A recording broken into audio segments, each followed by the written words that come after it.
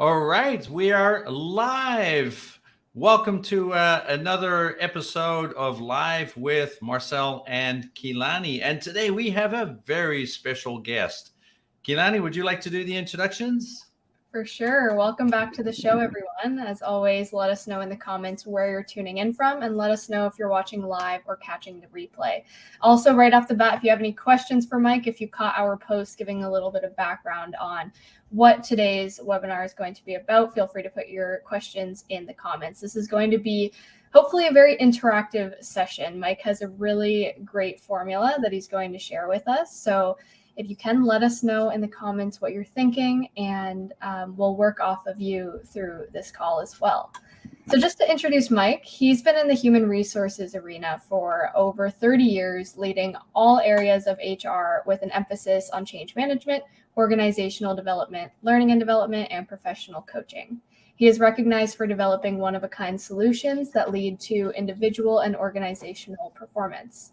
His formal background is in engineering, where he modeled and analyzed the accuracy of nuclear-tipped ballistic missile designs.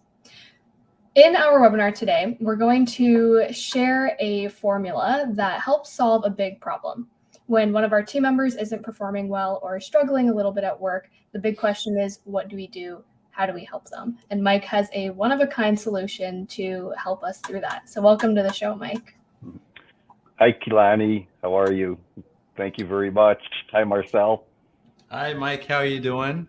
Great. Yeah. And Thanks for coming on.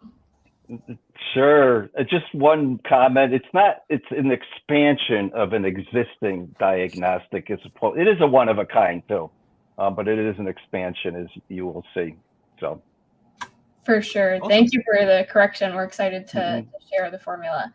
Could you tell us and our audience a little bit about yourself? Sure. Above and beyond what you had mentioned, Kilani, I have headed up human resources in 2 different companies. The role that I'm playing now is back in the learning and development field, which is what I really enjoy doing. And I think you covered the rest of it pretty well. So thank you. Yeah. And you know, just to everybody's the audience, Mike is also a fellow Newfield ontological coach, which is an area that Kilani and I love to dabble in. So that's kind of how we ended up kind of meeting as a mutual connection in this space, and so it's always fun to speak with a peer, and somebody who applies ontology as well in their work. So wonderful to have you today. Great. And we'll jump right into the formula, because I know that's what all of our audience is waiting to hear. So we'll put that up on the screen in a second. And Mike, could you walk us through what the formula is, what it looks like, what it's made up of? Sure. First of all, regarding the formula, this is something that I have used for probably a good 25 years on and off now. And as a head of HR and as a business partner, very often I'd have people coming up to me and saying, this person doesn't get it. I don't know what to do. I'm frustrated. Fix it, or whatever. And as a leader in several organizations running departments, same things. We run into situations, all of us, anyone who's got direct reports, you will run into situations sometimes on a regular basis where the performance that you're getting from one of your teammates is just not what you're up to your expectations. And so what I found over time as a manager, even as an L&D person, when someone says I need training, I'm supposed to tell them what to do. It's a great way to have a conversation to figure out what the contributions are to, let's call it a gap in performance. And so this performance equation is fairly simple. It says the performance that you're actually getting relative to what your expectations are is some kind of a function. We don't know whether they're multiplying, adding, dividing. It doesn't matter. There are 3 different contributions to that. One of them is competence, another one is motivation, and the third one is the environment. And so just to talk a little bit about each one of these 3 in this formula. And by the way, many of you have probably seen performance is a function of competence and motivation. So this kind of expands out to the environment area, and then also in the performance area. So typically if somebody's not performing to your expectations, we look at that P there, which stands for the actual performance relative to the expectations. And the very first thing when I'm not getting the results that I want to get, or I'm coaching somebody else because they're not getting the results they expect, say from a direct report, is to find out how clear is it to the person what the performance expectations are, and are they in alignment with what the manager expects them to be. And I'd say probably 17 times out of 20, this is one of the contributions. As managers, and you are all managers too, or if you're not a manager, this is going to be no surprise to you, but we probably don't do a good enough job teaching managers how to play their role. And one of the big shortfalls typically is managers not being clear about expectations that they have with another person. They get kind of lazy and sloppy and expect them to read their mind. So almost always this performance delta here, there's a contribution because there is an alignment. The person thinks they're doing great and the manager thinks their performance is substandard. So that's got to be straightened out first and foremost. And then when we look at the situation for the person as well, one of the questions that we want to ask is, can they even do it? So this is your competence question. Does the person have the knowledge and even the practice and the skills, the experience to get, whatever needs to be fixed here or taken care of?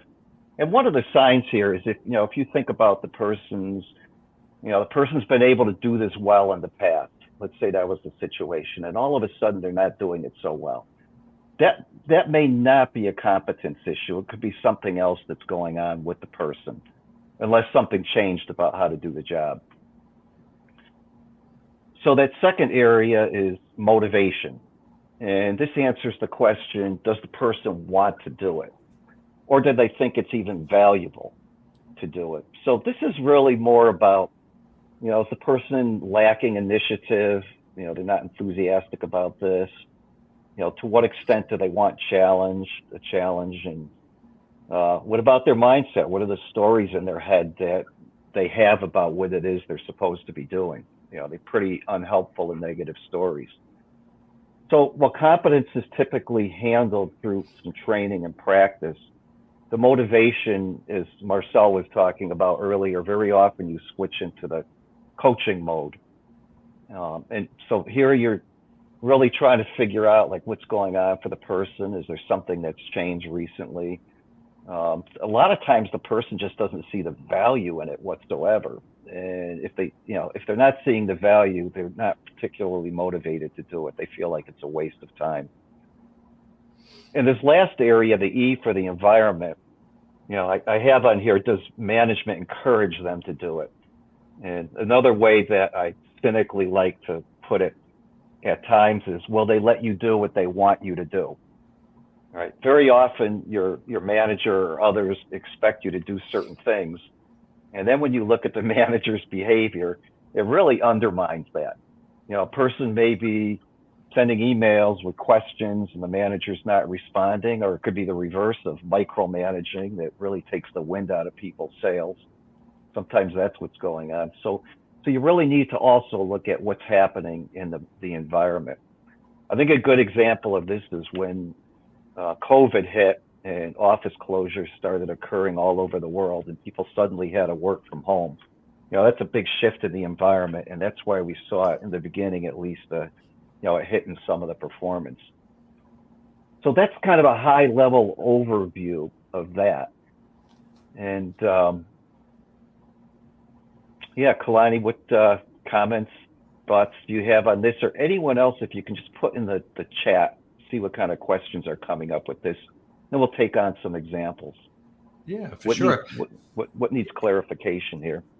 Yeah, and if I also kind of may kind of add to that as well is, one thing I really like about this formula, right, is because Kilani and I, we have a lot of conversations, and I'm sure you do too, Mike. With regards to managers, and managers are always like, how do I motivate my people? and it's a really interesting. I'm just going to get rid of this image for a second. Here we go. So, that's always a big question, right? How do I motivate my people? And I think what this image really shows really nicely is that very often people don't need motivating, right? It's more about what's making them demotivated, right? So what in the system is preventing them from feeling motivated? And it's either a misalignment with regards to kind of understanding what the expectations are and what kind of work they want to do, but for a large part it's the environment too, right? It's not necessarily because everybody at work generally, right, they're competent people. You're not going to hire incompetent people, and so generally speaking, it's not necessarily a matter of competence that's preventing a person from feeling motivated, but in all likelihood, it's either going to be a misalignment of the performance expectations, or it's going to be something in the environment, and this is what I see a lot in organizations is leadership might say one thing, right, with regards to the values that they have, and we put our people first, and we don't want you overworking, and we value work-life balance, and we do all of these kind of things. And then you have the manager who's like sending emails at 1:00 in the morning, kind of expecting a reply by 7 a.m. And so there's this mixed match of messaging, which then creates an environment of that is way less stable, right, with regards, it's way less coherent with what the organizational values might be, and all of these kind of things, because it's the behaviors of the collective, not necessarily just the manager, but just and that's the environment, right, is the behaviors of the collective that creates that that sense of safety, and that sense of kind of well-being, and belonging, and and all of those kind of things.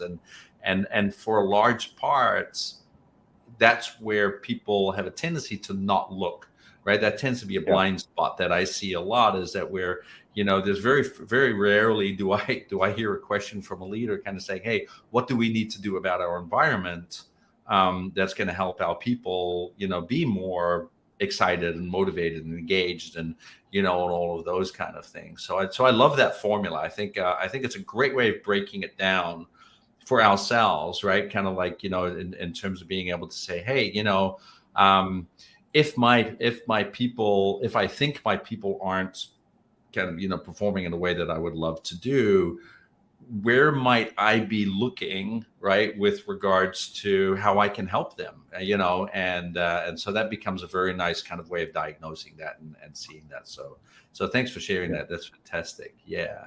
There's another aspect to that, Marcel. I think that it's a really good point on that. Both you and Kilani are graduates of Newfield coaching, and maybe I'll even leave it to you to talk about this. If, let's say, and this happens a lot, probably you hear this in coaching, and I hear it a lot when I do this, where I'm talking with the manager, and the manager will say, I don't think this person can make it, or whatever. I had them. We all, part of the human condition is we have stories about ourselves, about others, about what we're here to do, about our environment. It's just part of the human condition, creating these stories. And if you run across a manager that is writing someone off, or just thinking they're not going to make it, how's that going to play out just from your training? Yeah, absolutely. And of course, then we get into a whole story around biases, get around, framing kind of our realities, language, right? Body, emotion, and language, which is of course a big ontological, kind of piece. So what kind of body are you wearing, when you believe that, somebody isn't going to be able to cut it, right? How do you show up every day, in the office towards that person? What kind of environment are you then creating based on that, kind of energy that you're projecting if you don't believe in your people, right? And then that, of course, creates this vicious cycle you know, of proving yourself right, you know, because that person is not going to feel comfortable in that environment. So they're not going to perform in the way that they're supposed to. And then you prove yourself right by saying, see, I told you this person was incompetent. Exactly. I'm right. it happens in autopilot mode. You know, it's one of these things where, your managers, should be asking, what's it like to work for me? Yeah. Sometimes it's kind of scary. Like? Yeah, exactly. Would I like to work for me? Yeah, that's right. Would I go to work every single day, feeling really excited, and something I do with my leaders too is just to break the bias, is to always say, when we have a certain opinion about anything really, right, is do we spend our time trying to prove ourselves right, or do we spend our time trying to prove ourselves wrong? And if we spend all of our time trying to prove ourselves right, chances are we're operating within that bias, right? And that's what feeds into that environment. But if you have a leader who's willing to prove themselves wrong and say, or if they have an opinion about an employee and say, okay, let's prove me wrong. Let's find something in this person that I'm not able to see, right? Then that already creates a different environment. Yeah. So I mean, think about it. Go ahead, Kilani. You go ahead, and then I'll go. Oh, that's okay. I was just gonna say, speaking of stories, I think that the formula is a great way to take the bias and the story out of it. Oftentimes, we hear people say, "So and so isn't performing well," and that's all the story that's available to them, right? Because from their perspective, all they see is they're not hitting the mark, right? And I think what's so great about this formula is it gives us a deeper dive into 3 huge components. And I'm sure there are many subcomponents to each of those that play a role in why someone isn't performing. So it gives you a cheat sheet almost into going around the story. Yeah. And I can even see that expanding into self-diagnosis. Right, like with regards to I'm an employee, for example, because every manager also reports to somebody else, right? And I'm not performing, right? Because how often don't we hear that, where people actually feel incompetent, in their work, and they can use that to diagnose themselves as well and say, okay, am I actually hitting the mark? Am I hitting my KPIs? Am I doing, kind of the job I'm supposed to be doing from a performance expectation standpoint? Yes, I am. Great. How about my competence level? Like, it's like, where am I on this competency level? Where can I improve, and what could I potentially do, in that competency level? Motivation. Where am I in motivation? And what am I doing to contribute to the environment? Right. So there can be a great self-diagnosing potential here as well, where people can potentially lift themselves out of that funk of simply thinking to themselves, I'm not enough, or I'm not performing well enough. Yeah, and just adding one other minor thing on that, if you say, I've got all my KPIs, maybe it's time to check with your manager and make sure, are these still the most important ones, given how the environment continually changes? Because it may have changed, and it may not have been communicated to you. One of the things I think about is that all of us, whether you have direct reports or not, but even more importantly, if you do have direct reports, our job is to bring out the best in those around us, period. And so one of the things that I've done, and I've been doing this for years, and to me, it's just fantastic to do it, is when I enter a new team or am heading up a new team, I do a real simple team exercise where I have everybody prior to the gathering put together a top 5 to 10 list of what are those things that put the wind in my sails, and then a top 10 list of, top 5 to 10 list of what takes the wind out of my sails. And then I add another question on there, which is, what else is important to know about me? And then the last one is, what is the support that's the most important for me to receive from my manager? All right. And I gather them all in a group, including whoever my manager is. And we take one person at a time, and we just walk through them and we discuss them.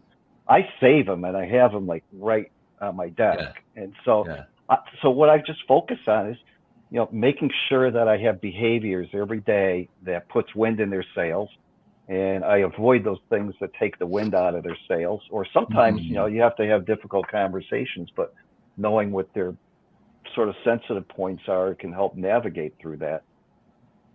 Yeah, exactly. And that's something that, that I talk a lot with my leaders about and it's one of the, kind of major leadership paradoxes, right? Is the ability of a leader to be both supportive and challenging at the same time. Oh yeah. Right. Yeah.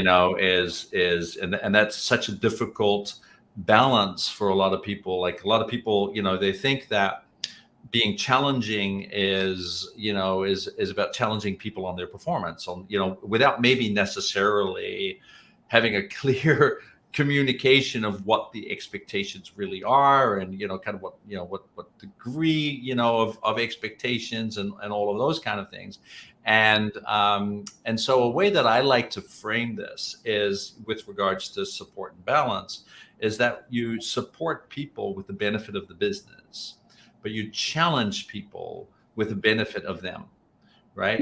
So in a way, it's you don't challenge people based on their performance outcomes. You challenge people based on kind of like their potential, right? It's kind of being that cheerleader and challenging them in a way, just like what a coach would do, right? Kind of say, hey, can you, is there room for growth here? Is there something that you can do simply because you can do it, right? Or simply because it's going to make you feel more satisfied. It's going to blow wind in your sails, right? So we almost want to challenge people in a way that gets them excited about every single day of coming to work, and everybody likes to feel like they are the best version of themselves, right? And actually people enjoy being challenged to be the best version of themselves, as long as there's an environment that supports that, right? And so that's where that kind of support piece comes in, is if you then are able to create the resources, and you create the opportunity, and you're being able to kind of like set people up for success that way, then you create this beautiful balance of growth, right? Where they can operate. And very often, that's where managers, in my opinion, they flip that up the other way around. They think that they have to support the people, in a way that supports their people, and challenge people in the way that supports the business. And when we do that, that actually creates disengagement, because people don't feel like the conversations are really there to help them, right? It's really around the conversations going to just strictly help the business. And it takes the human element out of that equation. And that's, that becomes that creates an environment, that can be quite sterile, right? And lack of empathy and all of those kind of things. So, and I find that really an interesting conversation. It's something that, a number of, kind of my leaders have been, kind of playing with and working on. And it's really interesting. And a lot of that plays into this formula, right? With regards to, the performance, competence, motivation, and environment. Yeah. So it's amazing how simple framing of these things can make such a big difference, right? With regards to kind of how we like to operate, in our work and stuff like that. So and that's something I work with. Yeah, and I think what we're really starting to see here is how this formula doesn't just help the person who's struggling, but it helps the leaders and the managers assess themselves and help them show up as a better leader as well. So it just kind of creates this whole unification of everyone. And what I think would be really cool is if maybe we can put the formula back on the screen and kind of run through an example situation of how a leader would use this formula to help someone who's struggling. And if we have anyone on live who's willing to share, if you maybe want to give us an example without mentioning names, and of course keeping things confidential, but very vaguely a situation where this could have come in handy, and maybe we can walk through how this could work. And if we don't get anything right away, Mike, if maybe you want to share a sample situation or a made up situation and walk through that. Sure. Yeah, it'd be great if somebody here in the audience has a situation to come up and just talk your way through this. And Marcel, to your point, Marcel, it takes two to tango here. And to Kilani, what you had said, it's a back and forth between both. Nobody's isolated by themselves. Mm-hmm. Yeah, for sure. So go ahead. Yeah. Let's see if the audience types in it. Sometimes it takes a little while too for Right. comments Yeah. to come Yeah. through. Yeah. So just because of the Well, broadcast and things like that. yeah. And if you just want to if you've got an idea in your head, just raise your hand or say, I'll go, and you can just talk it through. Yeah. And while you're typing that in, that bottom half of that slide contains some questions that you might ask very often yourself on this when you see a performance gap from your expectations to how the other person is performing. Yeah. You know what is really interesting with this formula, and I actually just recently had a senior leader who was recently hired into a tech firm, and he has no tech background, and but he's an amazing people leader, and so he was actually brought into the company because the CEO felt that that there are too many kind of like tech oriented people, and so they want to kind of just shake the tree a little bit, broaden that out, and bring other conversations into kind of the environment, right? And what's really interesting is the reason why I got hired as his coach is he was struggling a lot with imposter syndrome because he felt that he was he didn't have the competence as a leader because he doesn't have that same technical background as a lot of his colleagues. And so when his colleagues would be going into that kind of technical jargon, he'd be lost. And that really, kind of played at his self-confidence, as where, if he were in his, previous industry, he would have been, of course, wonderfully competent, right? If you deal with a leader like that, for example, who is maybe struggling with a little bit of imposter syndrome, in that sense, because they don't feel competent, how would you approach that, Mike? Yeah, so let's just follow through on this. I guess the first question that I'd like to know is that person reports to the CEO. Is that correct? Yeah, that's right. He's a C-suite. Yeah. Yeah, so to me, one of the first conversations that needs to occur is an assessment from the CEO. Like, how's this person doing? For that, what kind of support have you been giving the person? Now you can get at some of the E things. Yeah, the environmental CEO. Yeah, CEO actually loves having him around, and so he actually gets a lot of positive reinforcement. And from he the asks CEO, because he's right? and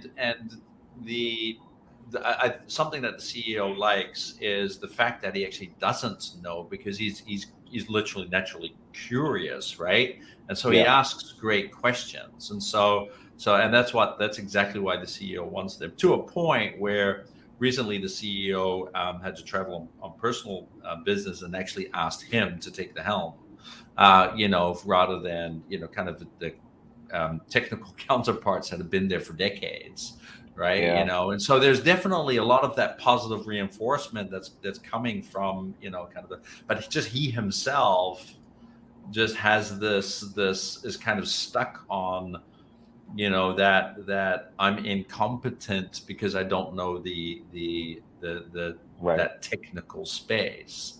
Yeah. So I think, Marcel, what I would be curious, if I wanted to sort of zero in on one thing and see if it's rich territory for exploration. This individual came in there, is working with these technical leaders. To what extent do the technical leaders, how do they view this person? Do they view him as the special golden child from the CEO, or what could be going on there too?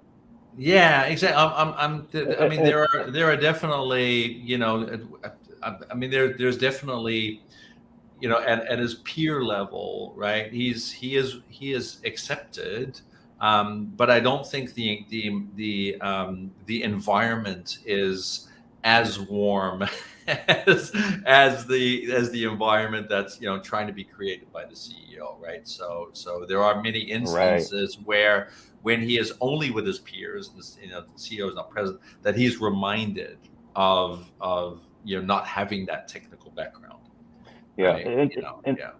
Yeah. So then in the motivation area, it'd be a conversation, I think, with this person about, you were hired here to add certain value. Let's explore those areas. In a way, that person was there to do what his or her peers were not able to do for themselves. Yeah. That's the gap that the CEO is expecting to be filled. So, on the Yeah. motivation front, it's like, what are those skills or competence this person already has that he's expected to use? Yeah. Because he may be focusing on trying to prove himself technically or whatever, and that's not his role. So I'd want Yeah, to exactly. challenge that too. Did any of that come Yeah. out? Well, yeah, but actually, what we ended up doing was quite interesting. You say that is we ended up reframing competences. So because his competence isn't in the technicals, he's not hired to be competent in the technical space. He's been hired to be competent in the people space, and so for him it was about, even though he's in an environment where he's constantly, that people are trying to remind him that he's incompetent in a technical space. He has to remind himself that he's been, put in an environment because he's competent as a people leader. Right. And so, constantly holding on to that reaffirmation, right? Of that's why he's there. And being able to just kind of feel that satisfaction of knowing that that's his role, is to be a people leader. And so when he then fully embraced, kind of like, but it's okay that I'm incompetent in the technical space, because I'm supposed to be very competent in the people space. That's my job here, and that's what I'm really going to focus on and kind of step into. And so the moment he fully embodied being that leader, it changed everything for him. Yeah, and that allowed him to just feel a lot more relaxed and comfortable, even though he was in an environment that that may be judging him sometimes, right? Kind of on his lack of technical expertise. Yeah. And but it's interesting how how sometimes just self-assessments, self-judgments can really kind of challenge our kind of feeling of competence and incompetence, right? Because we start telling ourselves these stories of it's like, I'm not, I can't do the job. Yeah. And then how stories. That's right. And how detrimental those stories then become to our own performance, right? Because if he had allowed himself to continue going down that spiral, it would definitely have affected his performance. Where at some point in time, he would have had a conversation with the CEO, right? Where the CEO was going to say, "Hey, you're not meeting expectations," and and it is really, really interesting. And I love how that all comes together. I've never used this formula before, Mike, but I promise you, I am definitely going to use this in my coaching. It's a great framework to be able to break things down with regards to kind of like where number one, a person is at, but also number two is where is the relationship at, with regards to kind of the leaders and the rest of the people. Yeah. So the other thing, Marcel, on this is, what is this person's key performance indicators? Are they technical key indicators, or are they shaped to be people related, extent of buy-in, or, other types of KPIs that would get that, it would point that person in the right direction. That's right. So yeah, that's exactly. another area of discussion, right?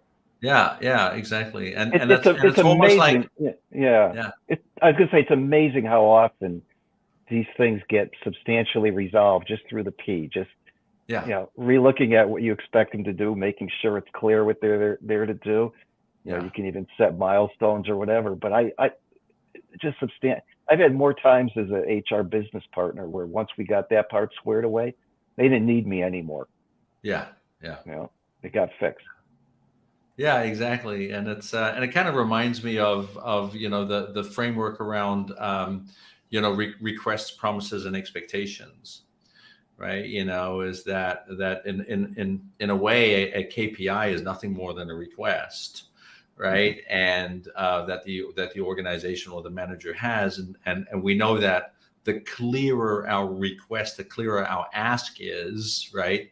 The more the clearer the promise is going to be, and the more likelihood that those expectations are going to be met.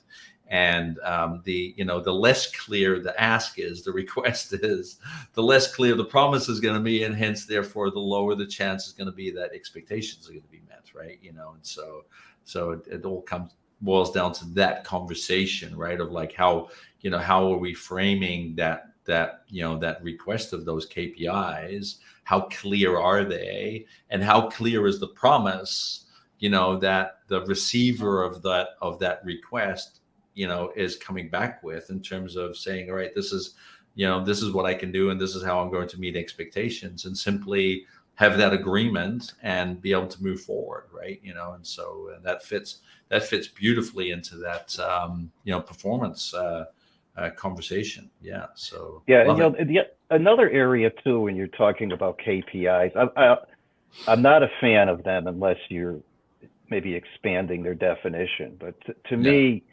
if you're going to set a performance goal, performance result, performance behavior, whatever it is, there's sort of certain key elements. One is the person has to be clear about what's the situation now. And, you know, what, is it an opportunity or a challenge? But it needs to be changed. It could be because of an opportunity or a threat or whatever. But where are we at now? And then the second thing in the conversation is, where do we want to be? And I like to use the words conditions of satisfaction. Give me a list of the conditions that if they're met, you will be satisfied that this was done how you want. That's a lot easier than just say, give me goal. Right? That's conditions, it helps make it easier. And then there also ought to be sort of boundaries. You know, like, you know, this is what we're talking about. This is not what we're talking about. In other words, you know, you could think about, this is only to be applied for this piece, not the whole thing, or for this group and not the whole group. You know, doing all of that. So it's like, you know, to me, the top things are where we're at now, where you want to be, and what are any sort of boundaries, no-fly zones, however you want to look at that. And then if the person is not real good at, you know, not real confident and they're still learning, I'll send them back and say, think about the steps that you would take.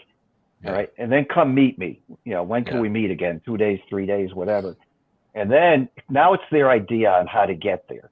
So they'll feel more empowered. And what a micromanager does is he skips those first 3 parts and just says, I'll give you these 2 steps now. Come back to me when you need more.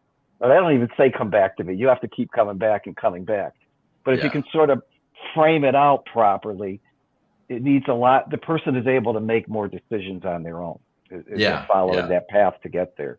Yeah, absolutely. And I think a lot of that, again, comes back to language, right? You know, is having a clear understanding that, and I love how, you know, how you frame, you know, instead of saying expectations, say having conditions of satisfaction. And what's really interesting when we hear language like the word should, have to, all of these kind of things, right? That's basically expectation language, right? And so when a manager says, listen, this person should be doing that, and then, you know, a great question is to ask, well, what are your conditions of satisfaction? You know, and how have you laid them out? You know, and they're like, well, it's like, wait, what? I have to lay that out? Well, then you get back to that reading your mind type thing, right? You know, and that happens so often, isn't it? It's like we hear that language. This person. Whenever I hear would, should, could, you know, any of those, it's like, okay, if you say they should know better, all right, have you had that conversation with them as an expectation? Nope. That's right. All right. Exactly. So where is the benchmark? Do you expect them to read your mind? What's going on here? I know. And of course, you where's do that it in tangible?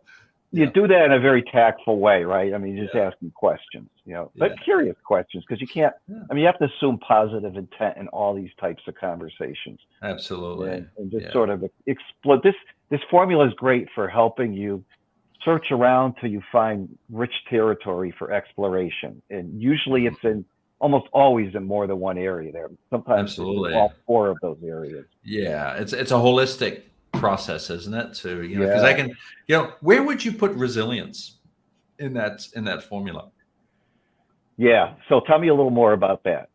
As I Well, just worked, it's yeah, I mean, because I mean, there's of course mental well-being. There's which is a big topic these days, and of course the ability to bounce back from setbacks and all of that kind of stuff. Like that might be a question I can expect maybe some managers asking. So where would resilience fall into that? Yeah. equation? Well, I actually do a workshop on resilience, and there like different facets to that. One of them is the language that's being used, and I like to distinguish something that is a fact that can be proven right or wrong versus something that's a story the person invented in their head, and then they assumed it was true, and he should know better. Yeah. That's a story you invented in your head. You can't prove it right or wrong, really. Something like that. So that's one element of it. Another one's around moods and emotions. When somebody's in any kind of a mood, you have a story about it, and then you're predisposed towards certain actions.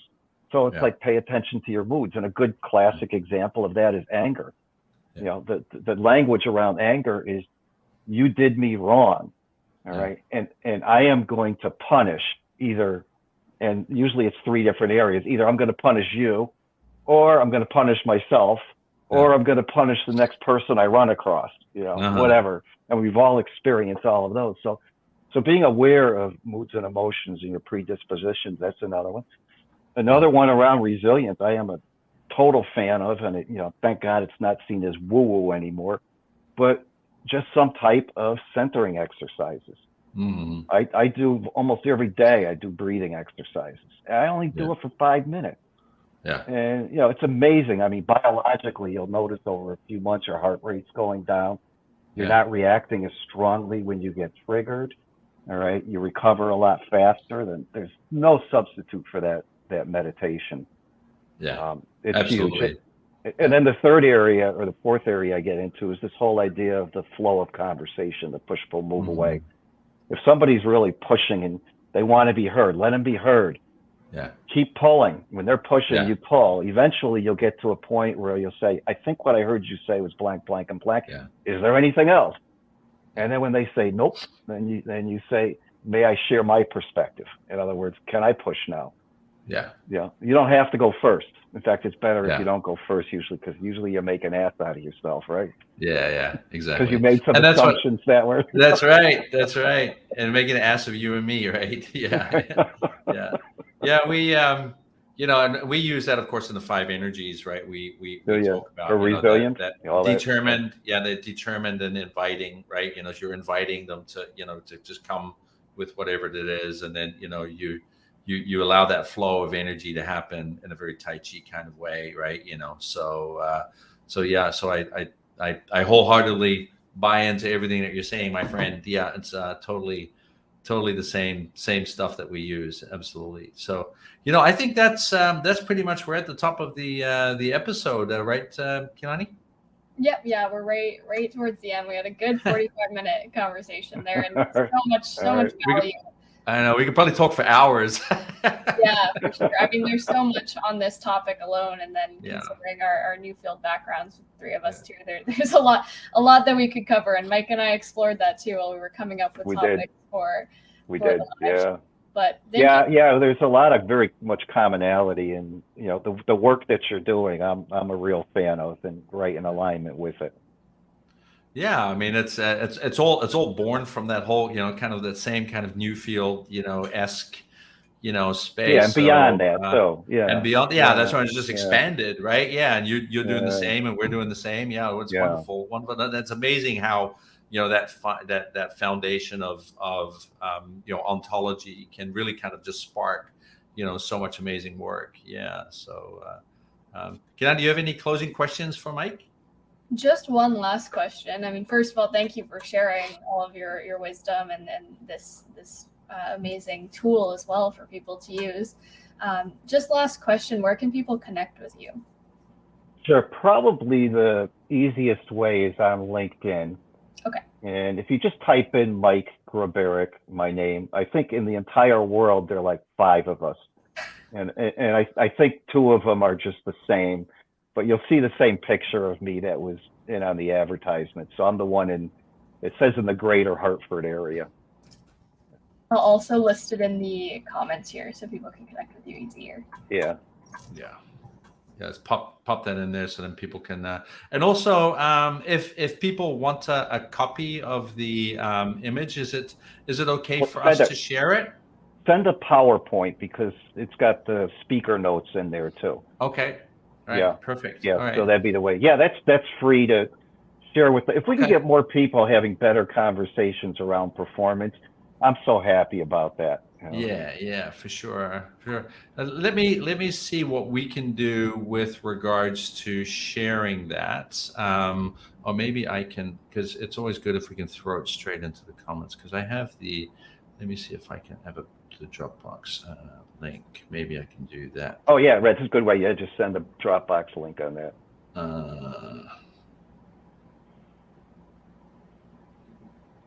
me just check. Or if the other option is just shoot me a message on LinkedIn too. I'll send you the materials too for anyone who's not able to get them. But are you able to do this after and send it to everybody, or you have to? Yeah, I'm actually going to, because it's sometimes it's good to actually throw it in the live broadcast. Yeah, because then so it ends up that. on. I'm actually just going to. Here's the link. PowerPoint.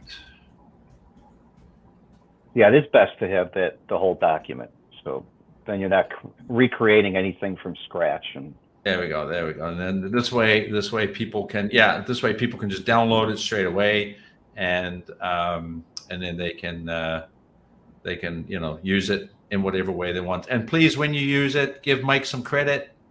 So it's always good to play it forward. I know I'm using it. And I'll make sure that give you enough credit with doing that too. So so once again, Mike, thank you so much for joining us today and all your wisdom. And I hope to get you on the show again one time, in the future. You have so much to share, so tons and tons of topics that we can talk about. Would love to. Thank you very much for the opportunity. Yeah, you're welcome. Yeah.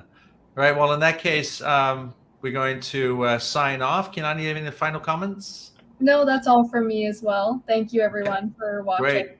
Fantastic. Well, thank you, everybody, for watching. And remember, you can watch this. The broadcast will be rebroadcast. You can also watch it on YouTube. You can watch it on LinkedIn. You can watch it on Facebook. You can watch it pretty much everywhere. And it stays around for a while. So and feel free to still make comments, even though it might be, the broadcast might be over, because then we can always follow up with you and get you in touch with Mike, and so on and so on. All right. Thank you, everybody, for coming, and see you next time. See you. Bye. Okay. Bye.